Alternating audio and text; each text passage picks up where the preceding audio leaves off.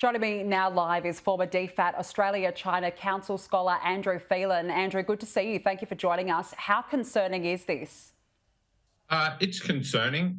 China wants to be in a position where it does have the capability to invade Taiwan, to attack Taiwan, if it decides to do so. And of course, it hasn't ruled out using force eventually to reclaim, as it would say, what it believes is part of its territory.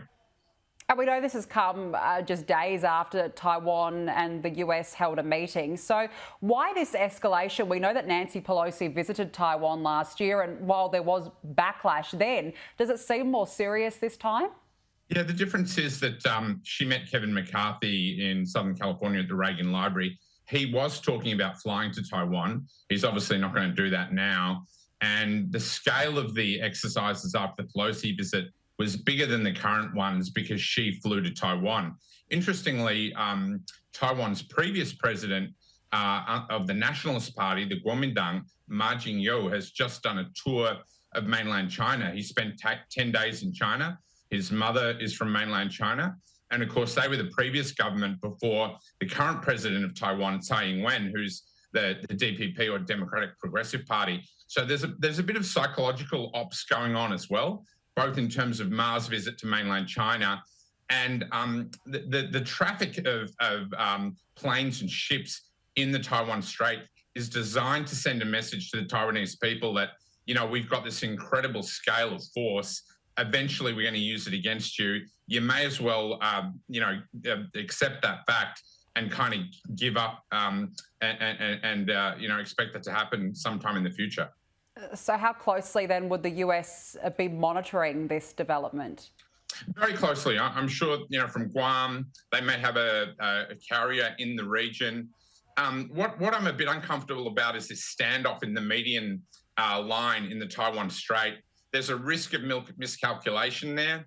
And so we don't want to have an accident that could escalate into something and then get out of control. But I think this is designed by Beijing.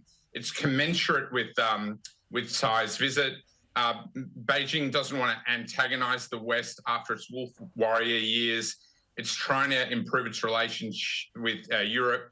We've just had Ursula von der Leyen and Macron visiting mainland China. So it doesn't want to go overboard, but it has to send a message that these sorts of meetings, in Beijing's view, are taken seriously and are not tolerated.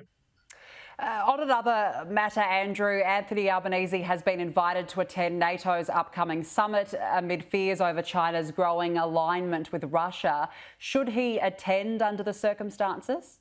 Yeah, I think he should. Europe's a long way away. I was in the Baltic states shortly after the fall of the Soviet Union, Latvia, Lithuania and Estonia. And Lithuania is only 2.7 million people, but it's quite pugnacious and feisty.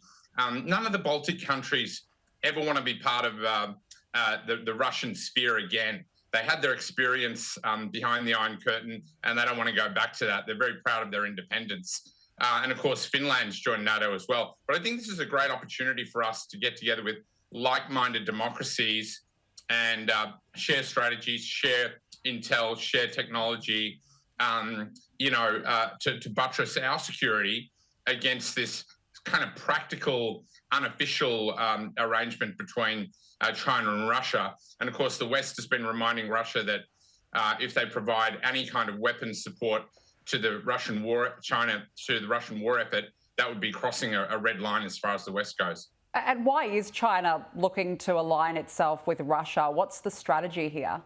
Yeah, they when China first opened up, they invited Russian experts to come in with their blueprints, and they housed them in a purpose-built hotel in China. This is in the days of Mao and Khrushchev. The relationship fell out over bickering among the leaders, and the Russians took their blueprints and went back to China. But after the fall of the Soviet Union, which had a huge effect on the thinking of the CCP and the Chinese leadership, they thought the fall of the Soviet Union was a disaster. So they want to do everything they can to stay intact and in power. But I think, the relationship in a lot of ways, ideologically, they're perhaps similar, but they're a logical partner in terms of energy, but for China, it's energy security. And of course, Russia's the world's biggest country. So between Russia and China, you've got a big chunk of the Eurasian landmass. And of course, your enemy is your enemy's enemy is your friend. So Russia's pushing back against the West. China sees its major strategic rival as the US. It's been trying to blunt US power for the last 30 years and is still trying to do so. So in some regards, it's a marriage of convenience. Macron did his best to implore Xi Jinping to intervene with Putin over the Ukraine conflict. That's not going to happen. Xi Jinping's not going to go out of his way, to get those guys around the table. Yeah, it's certainly a fascinating development. Andrew Phelan, we'll leave it there. Thank you so much for joining us. A lot going on. A lot. Thank you for Danica. joining us. Thank you. Cheers.